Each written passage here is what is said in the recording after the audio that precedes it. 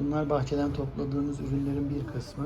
Bunlar jalapeno biberler, patlıcanlar, salçalık domatesler. İçinde Rio ve salçalık karışık. Şunlar İtalyan Marzano domatesleri. Tarla bunlardan daha dolu ama daha geç olgunlaşıyorlar.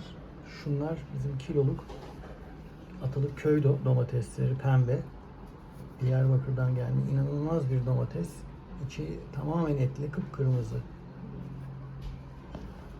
Bunlar çeriler. Şunlar süper sweet. Bunlar armut çeri. Armut çerilerin tohumları biz yetiştirdik. Bunlar da mix çeri. Turuncu renkte.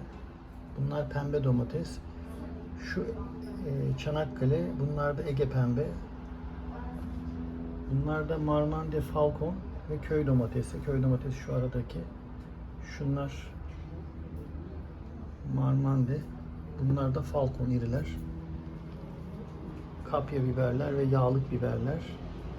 Bunlar da dolmalık. Arada köyler de var. Ürünlerin sadece küçük bir kısmı.